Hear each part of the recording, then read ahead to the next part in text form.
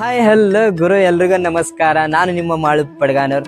ಗುರು, ಇವತ್ತು ನಾನು ಒಂದು ಬಹಳ ಪವಿತ್ರವಾದ ಪುಣ್ಯ ಕ್ಷೇತ್ರಕ್ಕೆ ಬಂದಿದೆ. ಯಾವುದಪ್ಪ ಅಂತಂದ್ರ, ಯಾವುದೇ ಜಾತಿ ಮತ ಪಂಥ ಪಂಗಡವಿಲ್ಲದೆ ಸಾವಿರಾರು ಮಕ್ಕಳಿಗೆ ಅನ್ನದಾನ, ವಿದ್ಯಾದಾನ, ವಸತಿ ಒದಗಿಸುವ ಮೂಲಕ ಸಮಾಜಕ್ಕೆ ಅಪಾರವಾದ ಕೊಡುಗೆ ನೀಡಿರುವ ಕರ್ನಾಟಕ ರತ್ನ, ಪದ್ಮಭೂಷಣ, ತ್ರಿವಿಧ ದಾಸೋಹಿ, ಕಾಯಕ ಯೋಗಿ, ಆಧುನಿಕ ಬಸವಣ್ಣ, ಲಿಂಗೈಕ್ಯ ಡಾಕ್ಟರ್ ಶ್ರೀ ಶ್ರೀ ಶ್ರೀ ಶಿವಕುಮಾರ ಮಹಾಸ್ವಾಮಿಗಳು, ಶ್ರೀ ಸಿದ್ಧಗಂಗಾ ಮಠ. ಸಿದ್ಧಗಂಗೆಯು ಇದುವೇ ಧರೆಯ ಸ್ವರ್ಗವು, ಸಿದ್ಧಲಿಂಗ ತಪವಗೈದ ಪುಣ್ಯ ಕ್ಷೇತ್ರವು. ಸಿದ್ಧಗಂಗೆಯು ಗುರು, ನಾನು ಶ್ರೀ ಸಿದ್ಧಗಂಗಾ ಮಠದಲ್ಲಿ 4 ವರ್ಷಗಳ ಕಾಲ ಇಲ್ಲೇ ವಿದ್ಯಾಭ್ಯಾಸ ಮಾಡಿದ್ದೀನಿ.